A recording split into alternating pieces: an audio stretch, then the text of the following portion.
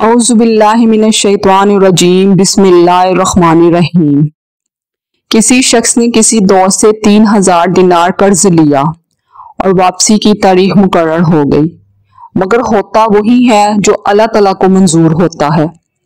हुआ कुछ यूं कि इस शख्स का कारोबार बंद हो गया, जायदाद बिक गई, इस कारोबार का दिवालिया हो गया और वो बिल्कुल कंगाल होकर रह गया।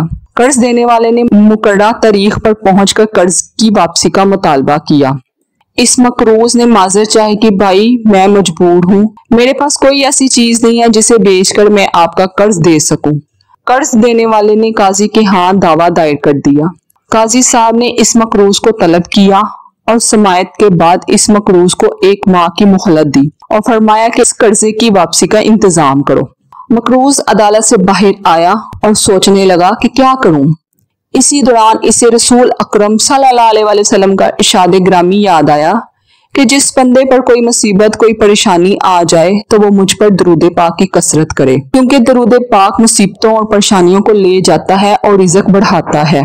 फिर हुआ यूं कि इसने उठते बैठते चलते फिरते दरूद पाक पढ़ना शुरू कर दिया। कटते कटाते 27 दिन गुजर गए तो इसे रात को एक ख्वाब दिखाई दिया। कोई कहने वाला कहता है कि ए बंदे तू परेशान ना हो, अल्लाह ताला कारसाज है, तेरा कर्ज अदा हो जाएगा। तो अली बिन ईसा वजीर सल्तनत के पास जा और जाकर उसे कह के कर्ज अदा करने के लिए मुझे 3000 दिनार दे दे। फरमाया कि जब मैं बेदार हुआ तो बड़ा खुश था कि परेशानी खत्म हो चुकी, लेकिन फिर ये ख्याल आया कि अगर वजीर साहब कोई दलील या निशानी तलब करें तो मेरे पास कोई दलील नहीं है। वो साहब फरमाते हैं कि दूसरी रात हुई, फिर बिस्तर पर गहरी नींद में सोया हुआ था तो किस्मत जाग उठी। मुझे आकाए दो जहान रहमतुल्लिल आलमीन सल्लल्लाहु अलैहि वसल्लम का दीदार नसीब हुआ। हजूर अकरम सल्लल्लाहु अलैहि वसल्लम ने भी अली बिन ईसा के पास जाने का इरशाद फरमाया। जब आंख खुली तो खुशी की इंतहा न थी, लेकिन फिर ये ख्याल आया कि अगर वजीर साहब कोई दलील या निशानी तलब करें तो मेरे पास कोई दलील नहीं है। तीसरी रात फिर नबी करीम सल्लल्लाहु अलैहि वसल्लम तशरीफ लाते हैं और फिर हुक्म फरमाते हैं कि वजीर अली बिन ईसा के पास जाओ और उसे ये फरमान सुना दो। अर्ज किया कि या रसूल अल्लाह सल्लल्लाहु अलैहि वसल्लम, मैं कोई दलील या अलामत चाहता हूँ जो कि इस इरशाद की सदाकत की दलील हो। ये सुनकर हजूर अकरम सल्लल्लाहु अलैहि वसल्लम ने फरमाया कि अगर तुझसे कोई अलामत दरियाफ्त करे तो कह देना कि इसकी सच्चाई की अलामत ये है कि आप नमाज फजर के बाद किसी के साथ कलाम करने से पहले दरूद पाक का तोहफा दरबार रिसालत सल्लल्लाहु अलैहि वसल्लम में पेश करते हो, जिसे अल्लाह ताला और करामन कातबीन के सिवा कोई नहीं जानता। ये फरमाकर सैयद दो आलम सल्लल्लाहु अलैहि वसल्लम तशरीफ ले गए। कहते हैं कि मैं बेदार हुआ, नमाज फजर के बाद मस्जिद से बाहर कदम रखा और आज महीना पूरा हो चुका था। मैं वजीर साहब की रिहाइशगाह पर पहुंचा और वजीर साहब से सारा किस्सा कह सुनाया। जब वजीर साहब ने कोई दलील तलब की और मैंने हजूर अकरम सल्लल्लाहु अलैहि वसल्लम का इरशाद सुनाया तो वजीर साहब खुशी और मसरत से चमक उठे, फरमाने लगे कि मरहबा या रसूल अल्लाह।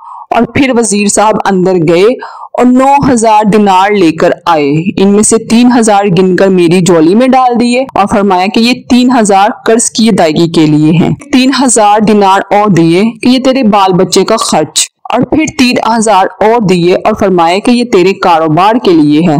फिर वो साहब फरमाते हैं कि मैं वो रकम लेकर सीधा काजी साहब की अदालत में पहुंच गया और जब फरीकैन को बुलवाया गया तो मैं काजी साहब के यहाँ पहुंचा और देखा कि कर्ज देने वाला भी वहां मजबूर खड़ा है। मैंने 3000 गिनकर काजी साहब के सामने रख दिए। अब काजी साहब ने सवाल कर दिया कि बता तू इतनी दौलत कहाँ से लेकर आया है, हालांकि तू मुफलिस और कंगाल था। इन्होंने सारा वाकया बयान कर दिया।